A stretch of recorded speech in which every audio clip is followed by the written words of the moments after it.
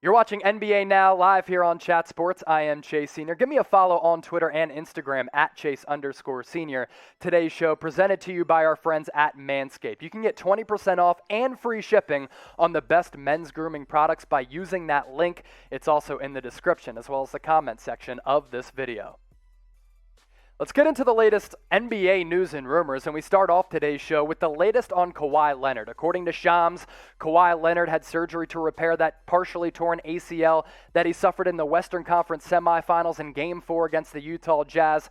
It's unclear when the surgery occurred, which makes this a really fascinating conversation because Kawhi Leonard could enter NBA free agency, and if he does, the team that signs him, even if it's the Clippers, might not have Kawhi Leonard until maybe April of next year, maybe even the NBA playoffs, something that is definitely going to need to be monitored, and we'll monitor that here on NBA Now by Chat Sports. A few questions that I have about Kawhi and this injury.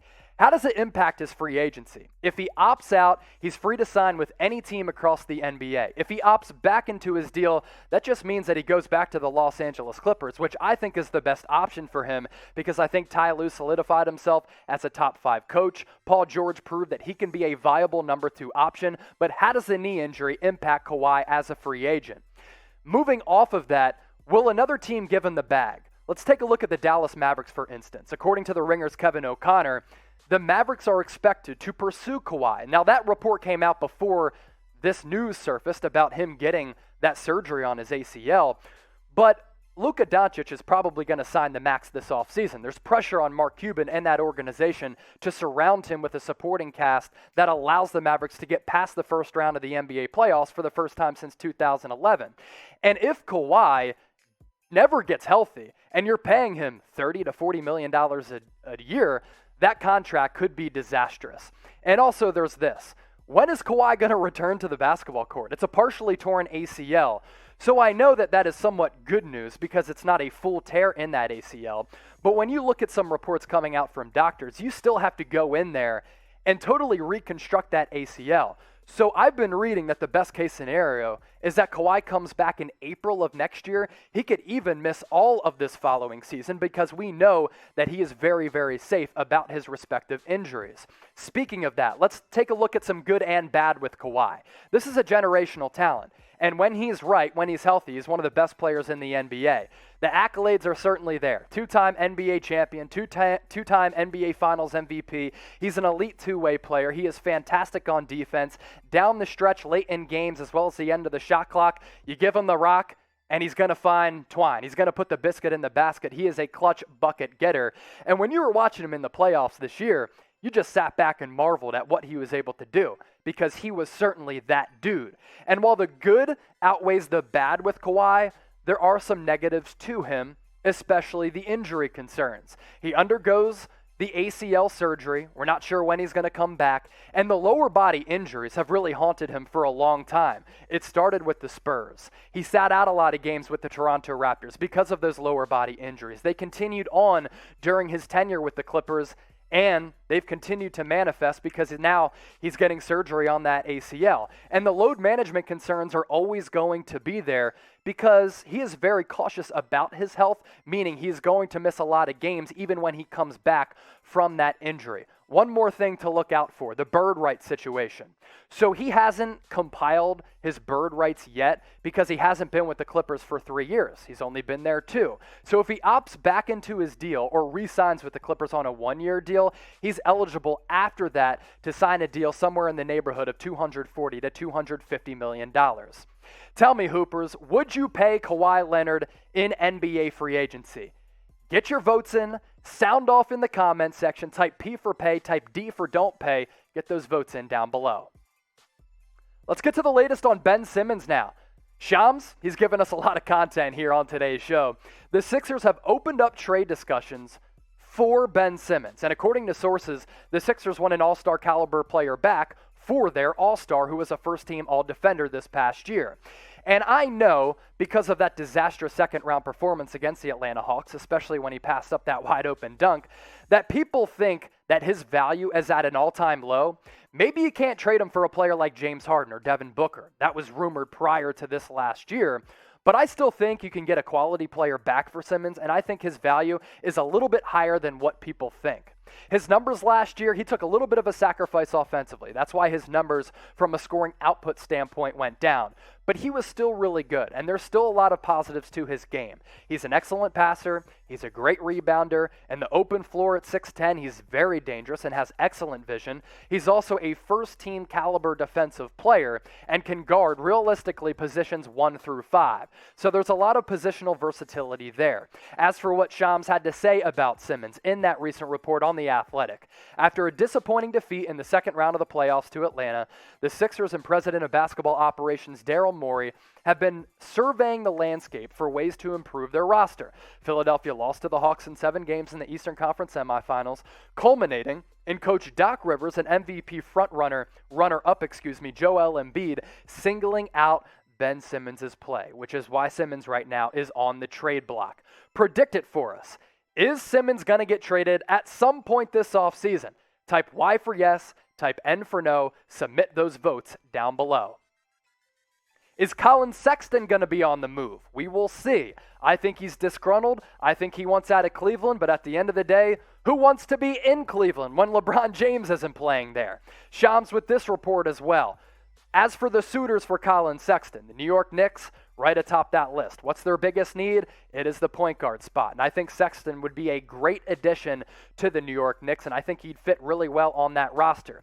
Here's something to look out for. He's eligible for his rookie extension, but if he goes back to Cleveland without signing that extension, he only has 1 year left on his deal. So if the Cavs don't deal him this offseason, they could look to deal him leading up to the NBA trade deadline. I think he's one of the best up-and-coming players at the guard spot who is in the younger portion among all guards in the NBA. Why is that?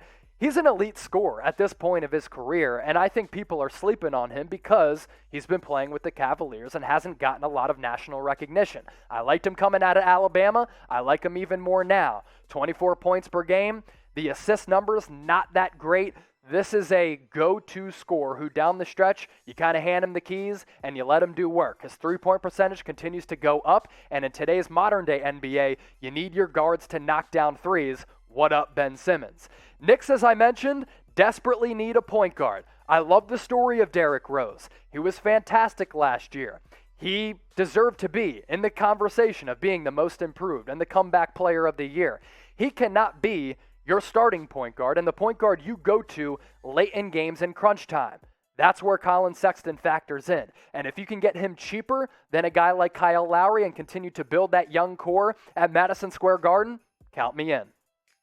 Speaking of another young guard who might be on the trade block this offseason, De'Aaron Fox, although I think this is somewhat unlikely.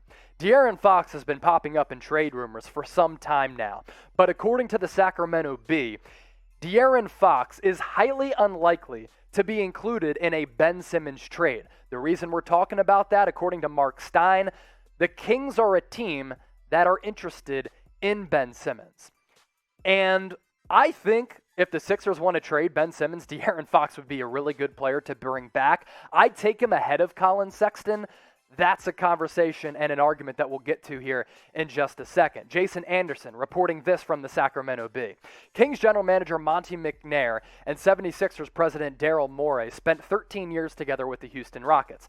That doesn't mean they will be able to reach an agreement now, but there might be a chance to make a deal even if Fox is off the table. De'Aaron Fox also did say recently, I want to stay in Sacramento. We haven't made it to the playoffs in more than a decade. I want to be the player that leads us back to the big dance. I want to be here, he said. Obviously, I want to win, but I want to do it here. It's been, 13, 14 years since the last time the Kings made the playoffs. I want to be a part of the first one.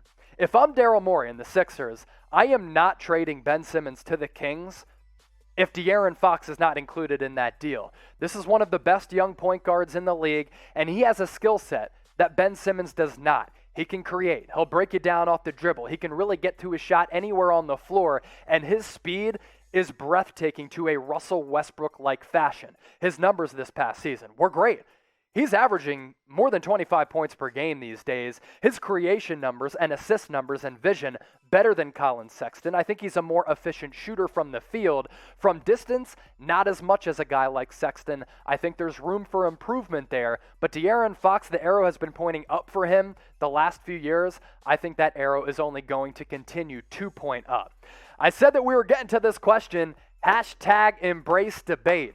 Who you got of these two players? De'Aaron Fox, Collin Sexton. Type DF for De'Aaron Fox. Type CS for Collin Sexton. Get those votes in the comment section. As for John Collins, he's going to be a restricted free agent this offseason. And because of his performance in the NBA playoffs and helping to lead the Atlanta Hawks all the way to the Eastern Conference Finals, there are going to be several suitors out there, but also John Collins could earn himself a max contract. That's coming from many executives across the league who think that John Collins increased his value during the playoffs. I think he did as well. Didn't really think that he was going to be able to be a consistent outside shooter. He proved me otherwise. He's also an athletic force who can mix it up down low but also stretch the floor. Modern day value, he certainly has it. And I talk about those several teams expected to have interest in John Collins.